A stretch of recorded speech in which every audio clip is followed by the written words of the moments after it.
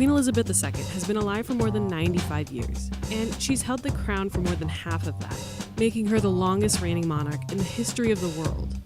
She's lived through over a dozen British prime ministers, 14 US presidents, and 20 Summer Olympics. God bless her, she's 95. That's a long-lived life. That's a life well lived. This is Bill Booth, and he agreed to talk about the unspeakable, the day London Bridge will fall down. No, not the actual bridge, though that's another interesting story in itself. Operation London Bridge is the not-so-secret plan for the United Kingdom when the Queen dies. When the Queen dies, the House of Windsor and the palace will go into super overdrive. On the day of her death, known as D-Day, the Queen's private secretary will call the Prime Minister and say the words, "London Bridge is down." The news will then go out to the 15 governments where the Queen is also the head of state. After that, the 38 other nations of the Commonwealth will know. A news flash will be sent to the UK Press Association and media all over the world. At the BBC, an alarm for national emergencies will be activated. It's so rarely used that many of their staff don't even know what it sounds like. You've seen it? No. All of their anchors will wear black, and their usual red logo will go black as well. At the same time, a man dressed in black will hang a sign on the gate outside Buckingham Palace. The royals' website will also sport the same message, whatever that ends up being. All the flags will be lowered to half-staff, and bells will toll. Immediately after her passing, her son Charles will unofficially become king. He'll make his first speech as head of state that evening. This is the plan if she dies in London, but no need to fret. If she passes elsewhere, they've still got it planned out to a T. The day after the Queen's death, the flags will be raised again, and at 11 a.m. sharp, Charles will officially become king.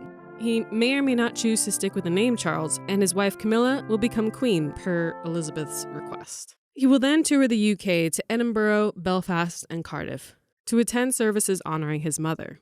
Meanwhile, Westminster Hall will be closed for cleaning and funeral preparations. The Queen is coming. 4 days after her death, there will be a procession from Buckingham Palace to Westminster Hall, where she will lie in state for the next 4 days. Important people will be able to visit her first, then the normal people. The palace is expecting 500,000, a million people to visit her there in her coffin. Then there'll be a funeral, and then we go on from there.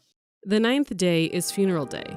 At 9 a.m., the bells covered in leather pads will ring muffled tones. The coffin will be carried to Westminster Abbey. The funeral will begin at 11 a.m. Assuming the pandemic will allow it, 2,000 invited guests will attend, and the rest of the world will watch on their TVs.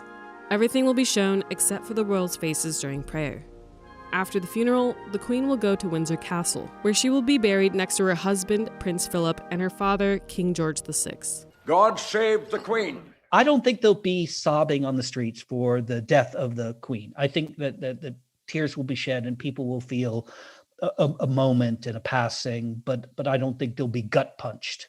Brits overwhelmingly love the Queen, and the Queen loves them. I mean, she vowed to dedicate her whole life to them. I declare before you all that my whole life shall be devoted to your service. They like the tradition of it. They like the steadfastness of it. They like that they come from a place, even with a monarch that had like parliaments and rule by the people for centuries.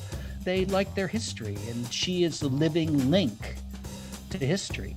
Look, change is hard, and no one is looking forward to this day, no matter how inevitable it is. But one thing's for sure. It'll just be a phenomenal 10 days of pomp and circumstance. I mean, they've designed it that way, and that is the genius of this House of Windsor and this monarchy, right? That they know how to put on a good show.